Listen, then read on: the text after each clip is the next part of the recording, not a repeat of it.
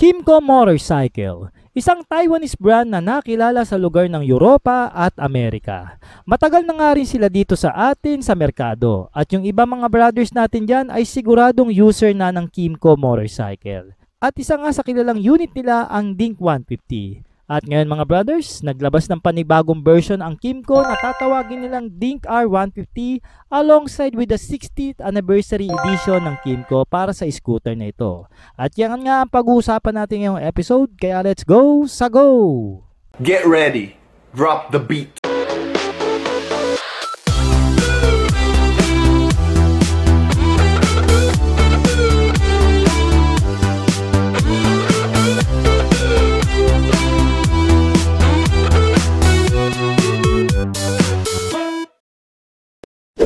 160,000 pesos nga pala ang presyo ng 60th Anniversary Special Edition na may mga additional na accessories, habang may presyo naman na 152,900 pesos ang standard version ng Dink R150.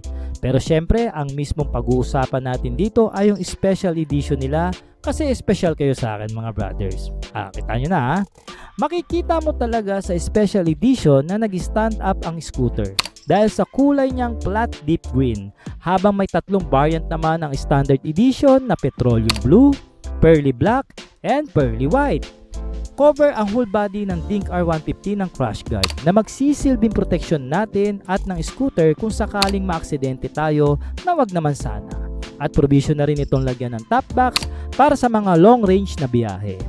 Metallic step pads na rin ang meron sa floorboard ng Special Edition. At meron nga itong dalawang foot position, yan nga ang cruising stance and standard position na magagamit natin sa mahabang biyahe.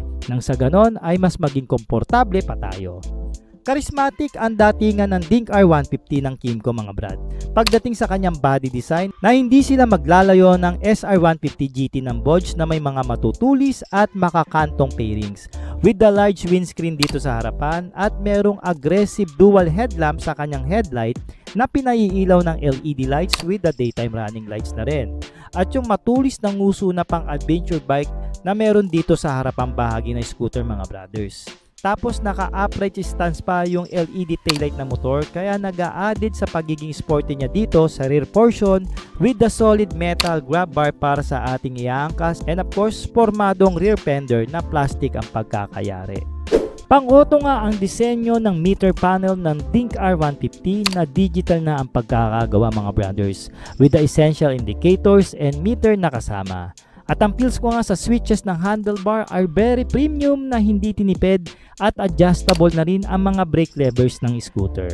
Going dito sa baba ng manibela, makikita natin na nandito yung tank refiller ng scooter for less hassle sa tuwing magpapagas tayo, na may tank capacity na 10.7 liters at may claim nga ang Kymco dito ng around 40 km per liter in fuel consumption.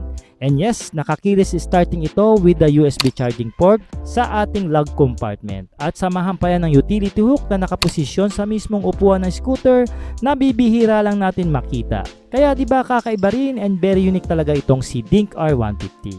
Wala ka rin po problemahin sa underseat compartment nito dahil kasya ang isang full face helmet. In bike fitting naman, nakaramdam ako dito ng comfort, and for me, ito talaga yung ino-offer ng mismong scooter while you have a modern features na naka-install sa kanya.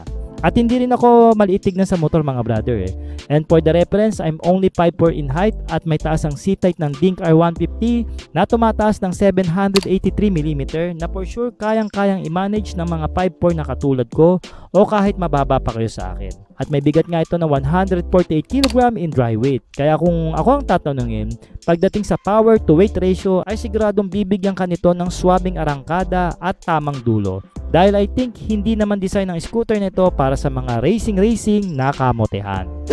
We have a 150cc na makina, single cylinder, single overhead cam na 4 ang valvula.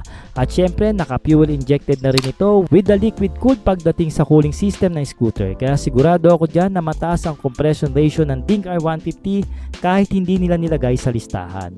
Meron nga itong max power na 15 horsepower at 8,500 RPM, habang kayang sumibat ng 13.2 Nm of torque at 6,500 RPM. Kaya nga gaya ng sabi ko kanina ay bibigyan ka nito ng swabing arangkada pagdating sa engine performance habang hindi ka naman mabibitin sa dulo.